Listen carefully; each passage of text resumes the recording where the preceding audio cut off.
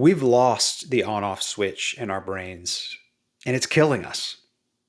You see, the truth is, as we talked about last episode, there is this vital skill to be able to engage a topic and then let it go. We have to have that skill, and today it's rarer than ever. The issue is when we don't have that ability, when we don't have that on-off switch, it costs us a lot. We're going to talk about the three main reasons why today on the show.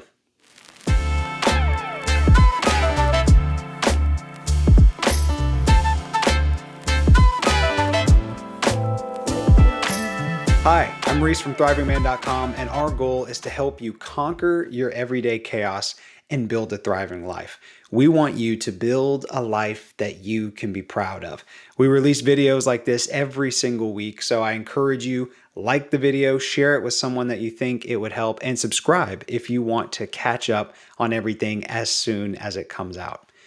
You see, we're talking about this topic today of engaging and releasing, of being able to turn on our focus and turn it off. And we're discussing the costs of it. And there's three main areas. I'm going to go ahead and jump right into it.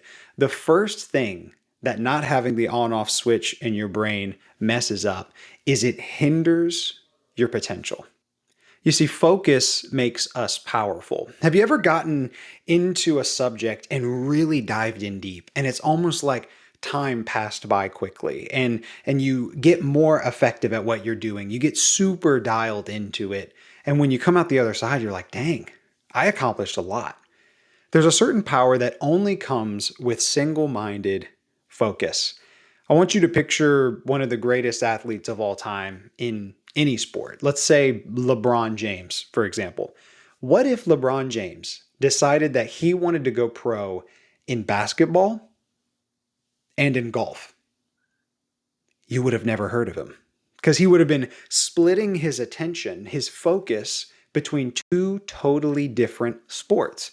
He'd be going out and working on his drive and then working on his dribbling. And the issue is he wouldn't have gotten the time to get really, really good at either because he wasn't focused. You see, we are much the same way on a smaller scale. When we don't have the ability to focus, we can never reach our full potential.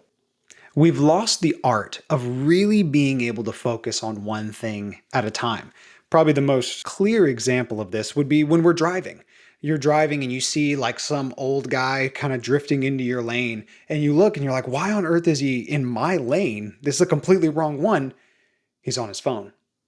He's checking Facebook. He's texting somebody. That's an issue that you see a lot today, and it comes from an inability to focus on one thing at a time. You see, the issue is if we don't focus on what's in front of us, we can't really tackle it well. Think of work. Sometimes it's hard to work on a project at work because there's just this constant flow of emails coming into your inbox. That's frustrating, and it keeps you from really accomplishing what you want to accomplish. Same thing with family time. There's a lot of dads who come home and they can't really play with their kids and be fully there because mentally they're still at work. When you can't turn on and off the switch of your brain, it hinders your potential in every area of your life. The second thing it really affects is it sabotages your satisfaction. The human brain in general, and I feel like especially the male brain, loves this incremental progress towards a goal. I think that's the reason guys love video games so much, is you can see a number increase, whether that's your rank or your power level, your skills, especially in RPGs, everything's ranked, and you're slowly building up to becoming better. That is immensely satisfying for the human brain, and that's what we want in our own life. We want to get slowly better at something.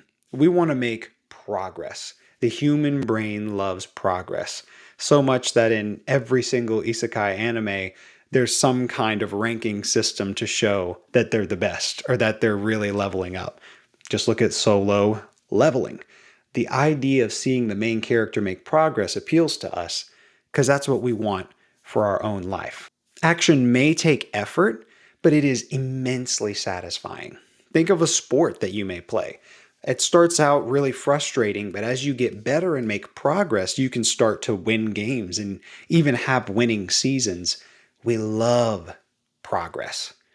But imagine if every time you were in practice, there was some guy right beside you just really leaned in, being like trying to sell you ice cream or something. He's like, hey man, you'd love this. You'd really love to have this ice cream. I know you'd love to do this.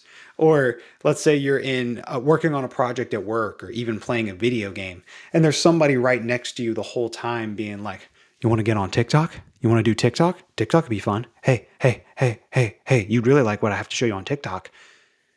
That's annoying. It's distracting. And it ruins that time of satisfaction that you could get in making progress towards a goal because something else is in your ear constantly chirping. That's what happens with our phones.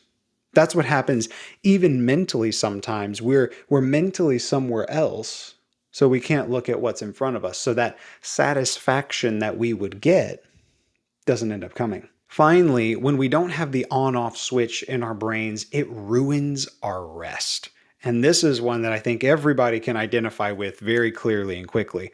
There used to be a rhythm of rest that was built into life. Most of history, when our ancestors were either hunter gatherers or even farmers, the seasons put natural boundaries of rest in your life. There was day and then there was night. When night comes, you can't work. So you've got like a solid 12 hours a day, or maybe at least 10, where you don't have enough light to physically work. So you have to rest. On the scale of a week, you have the week and then the weekend. Even back in ancient times with the Jews that had the Sabbath, it was one day a week that was for rest. Everything else was work time. Even on the year scale, if you're a farmer, you have anything to do with agriculture, there are seasons where you can do a lot, like planting, watering, harvesting. But then once winter comes, you really got nothing to do. You're just either prepping for the next year or chilling.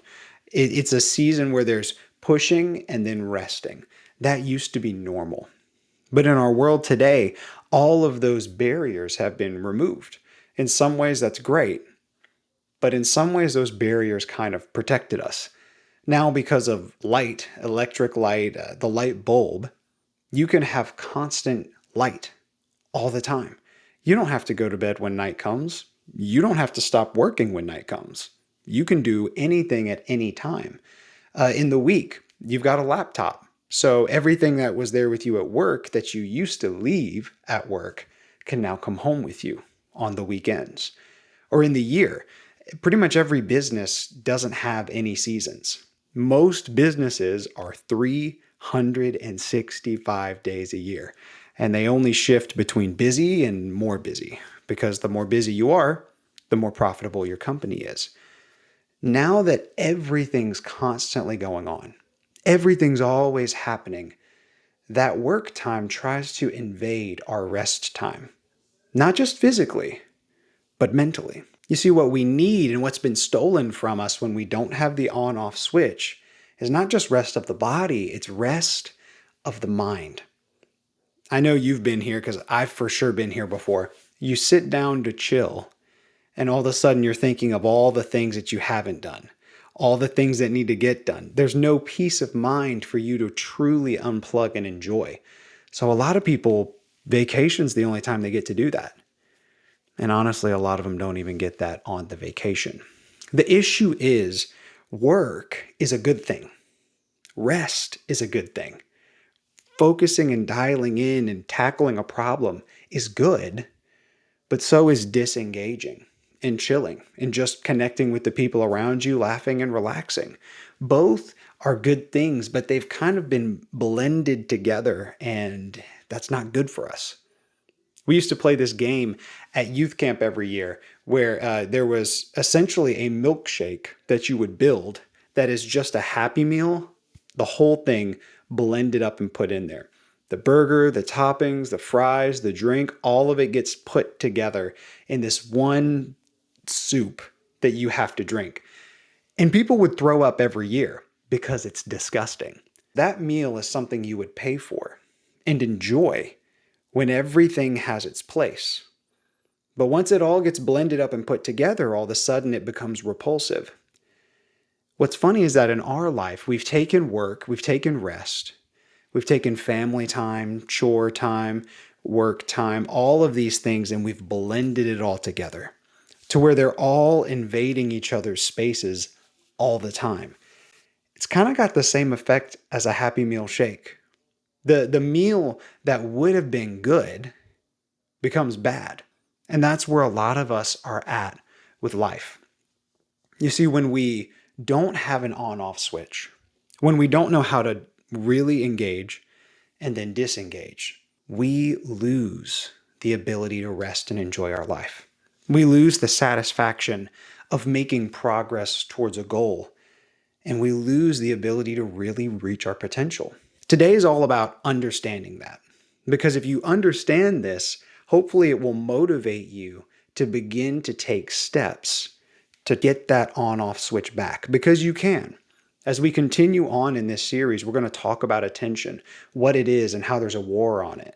We're going to be able to talk about how to dial in and begin to really focus on these things. But today, I want you to kind of observe yourself just for a week between now and when the next podcast comes out. And I want you at the end of each day to rate yourself on a scale of 1 to 10. Ask yourself, how good am I at really focusing on something and then letting everything go when it's time to rest? I'm not going to ask you to track every minute of your day or every hour of your day. I just want at the end of the day, you to be able to ask yourself that question and honestly rate yourself. Like, am I at a 1 where everything's truly blended together all the time, it's stressing me out? Or am I at a 10 where everything has its place? I feel fully present in each moment, whether I'm working or resting. That's where we want to get to. But we need to honestly evaluate if that's where we're at or not. So do that. If you need more resources, go to thrivingman.com, and I'll see you in the next episode. Thanks for listening to the Thriving Man Podcast. If you want to check out more resources from David and Reese, you can go to thrivingman.com. We'll see you in the next episode.